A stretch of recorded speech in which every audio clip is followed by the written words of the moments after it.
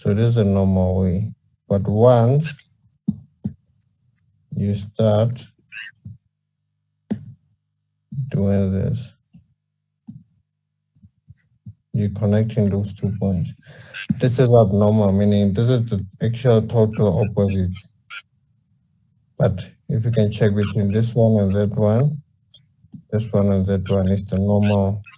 It makes sense that way because the market is giving you the structure and the stochastic is giving you the structure. Now when the stochastic is giving you this structure, which happens here, you see the total opposite of what is actually happening between the chart and the stochastic. So now, those of you who don't know how to spot divergence, this is how to spot divergence. And the final thing, you check the previous point and you check where you will be at. Because normally when you spot divergence, the market should be here. So you must spot divergence using that. And you will just see with your stochastic and check the previous point. The stochastic was there and the market was there, and you check where you are, which will be this point. If the stochastic will give you the opposite of what is actually happening to the chart so that you can make an entry there. So simple. And from there,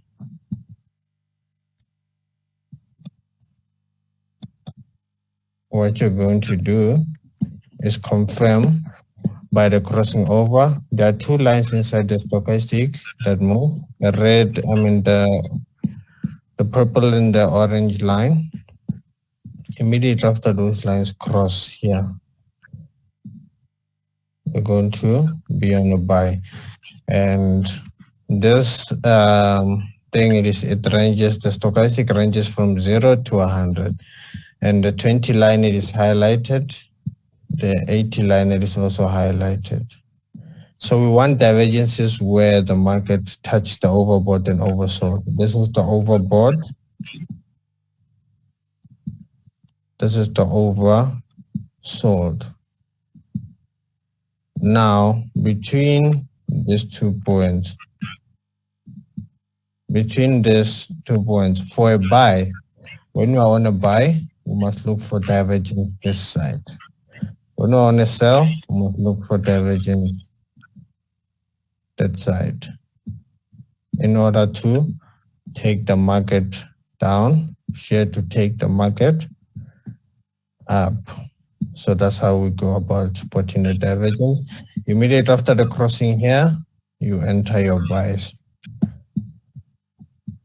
And as you enter your buys, the market will go into your direction. Now, coming to the horizontal line that I normally drew, it is for the purpose that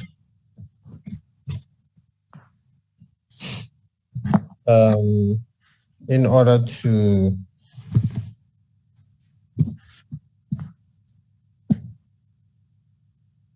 after buying here, in order to be able to correctly draw the footprint line, which is this line. Because sometimes you draw a line, you draw a footprint line, and you find that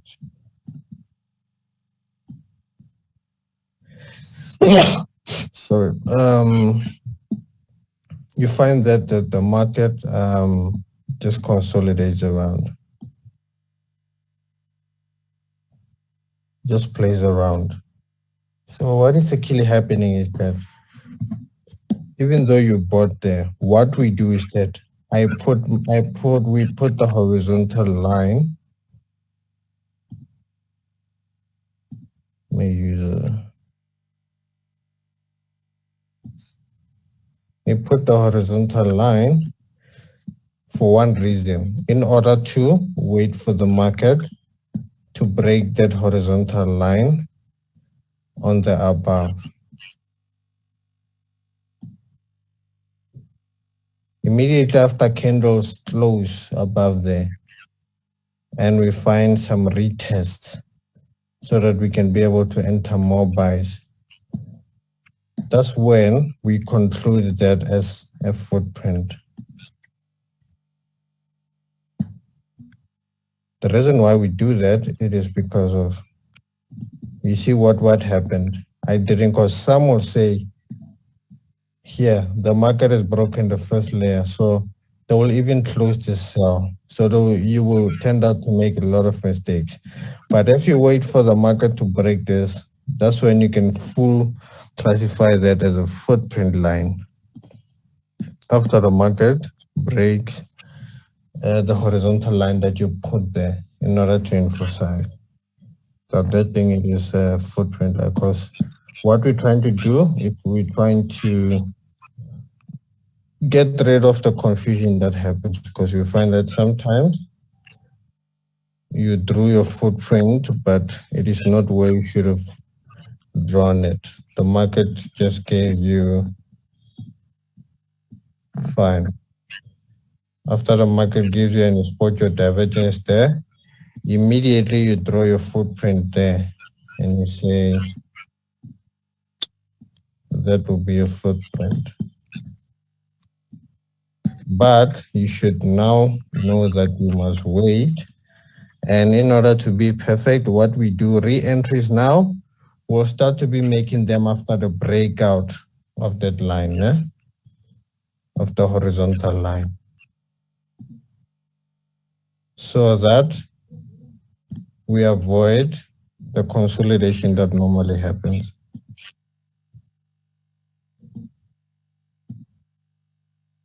When we do this, as the market keeps on going down, we know we'll be adding trades. But if you add trades in here and the market doesn't even reach this line and starts to consolidate and go on forms another point, hey, you put yourself in unnecessary risk that way. And whereas if it comes for the second time and it breaks, that's when we conclude that as a footprint line. So that when you know that if the footprint line gets broken from there, you definitely know that it is a legit footprint. So let me try to illustrate what I'm talking about.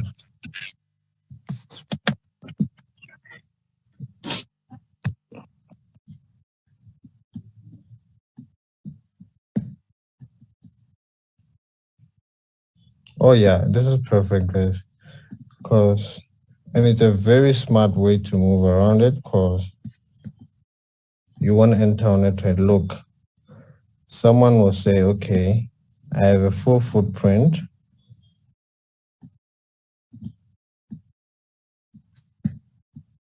And someone also use this one as a first layer. Fine. The market breaks, then after that,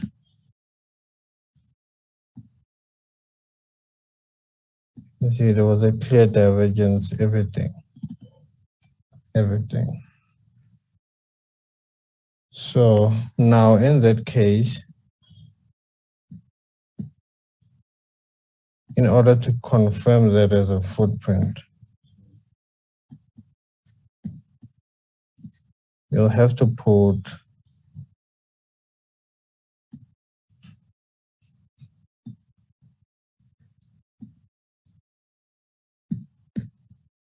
your line there. And in order for you, after you place a buy here, the market must break and give you a horizontal, divergence, so that you can keep on adding re-entries. So we can only add re-entries from there going up. Yeah? Now, if you find a situation where when you would have entered here, you will put your stop loss around here, and the distance between where you've entered and the stop loss, let's say it is 50 pips. You will calculate the lot size, and you have, let's say you have $100 account. You calculate the lot size that will say if the market goes against you 50 pips, you will lose the $100. That's the case. Yeah? And now when the market goes into your profit, what you will do is that you will start making re-entries after it has surpassed this level, because of we avoid what? Consolidation. And even here, if you would have made a lot of re-entries while the market is still in here, it would have been problematic because you'll be making it very much earlier. But once we know that, let me show you another example.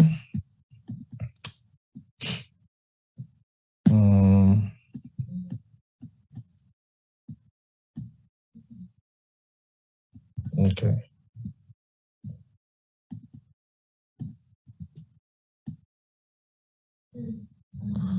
So this one, it didn't even, it's a setup that didn't even have a straight first layer. So from here, immediately after the market makes a pullback, we're going to put our stock, our line here. So the first trade we'll take it here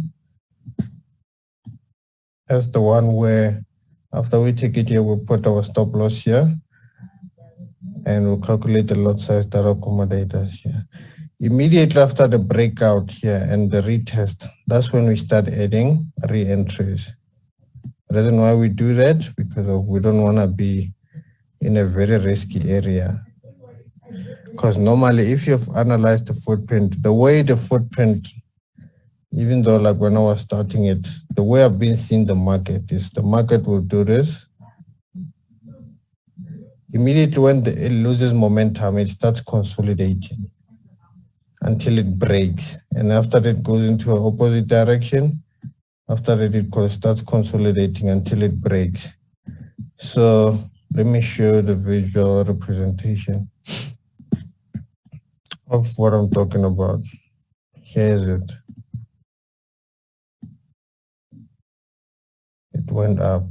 Now it starts to consolidate. Even here.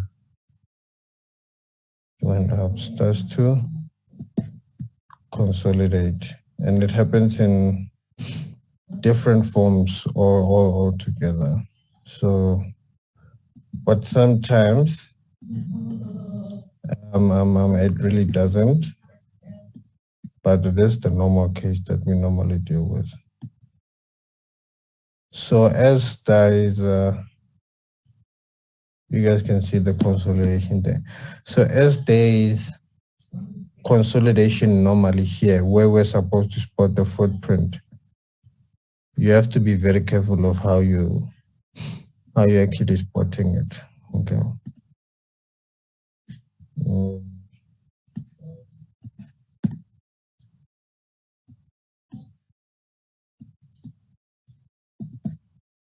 Do this.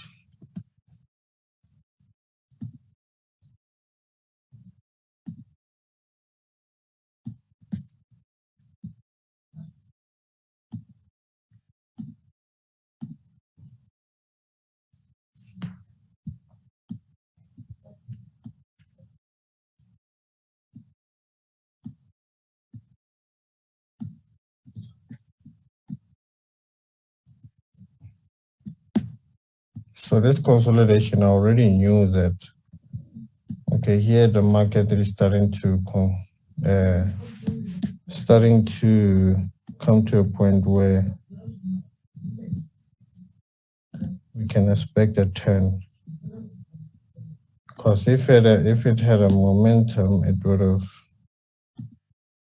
continued going. And normally the consolidation is the one that forms the breakout. So I normally know that, okay, this is what is actually happening. And this thing of spotting the thing, it happens also with regards to the time frame size. Yeah.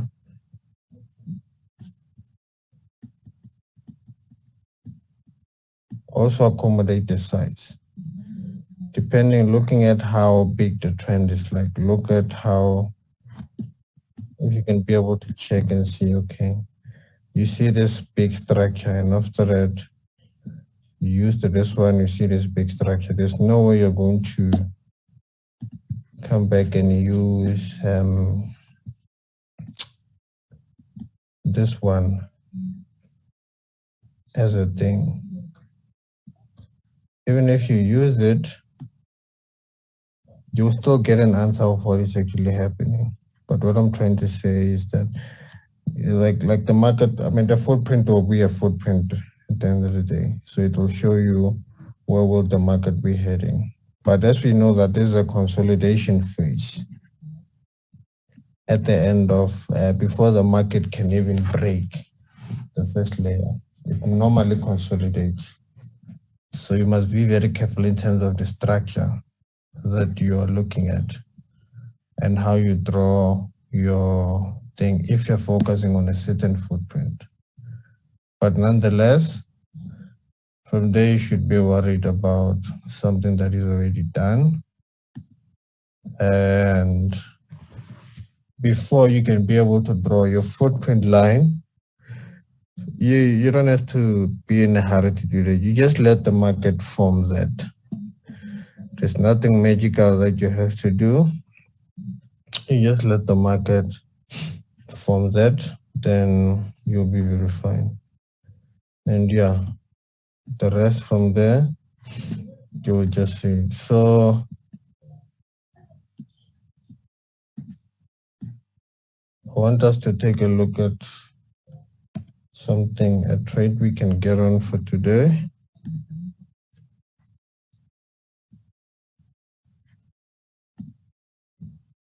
Where we can see a very nice setup. I'm on 1 hour. If we can see a full nice setup, we can be able to enter on a trade.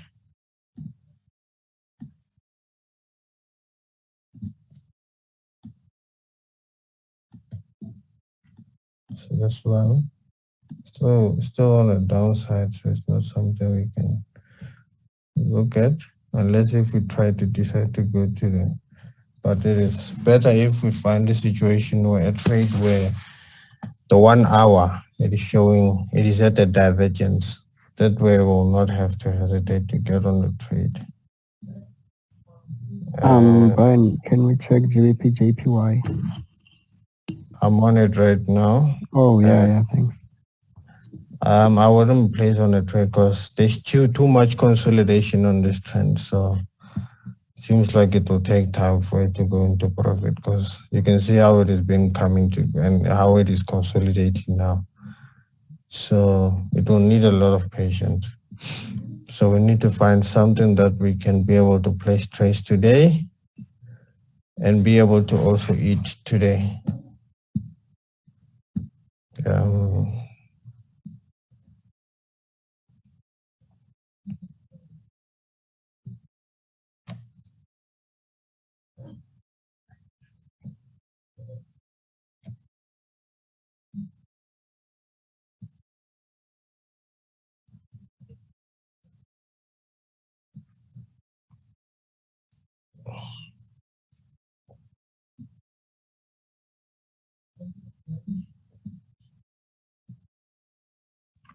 Hi, Brian. Yes, what's up? How are you? I'm good. How are you, Kenna? Cool. I just wanted to. I know there's not going to be enough time now. But I just wanted to know, how you actually, because everything that I'm seeing it's obviously mind blowing, to all of us. But I just wanted to know your approach, like how you actually, your mentality, your mindset, how you actually came up with the footprint, the first layer, the idea, the approach to it, just your motivation behind it. If maybe you could have a Zoom, maybe dedicated to that, just a bit of time of your just your words, your wise words, if possible. Yeah, that can definitely happen. Uh, so it's something I cannot really explain now because it will be like a lifetime story for it. Because like I have to explain from what I was looking at, what my mind was looking at in terms of different. Because there's definitely no strategy that I don't know in the market. From all the Fibonacci's, from all the stochastics, Bollinger Bands, everything, all the stochastic, all the strategy, support and resistance, all price actions, your galley patterns, basically everything. I know it, and it came to a point where, with all the noise I've been having, I started questioning myself with a lot of things because I've realized that in the strategy, it doesn't matter how much you know.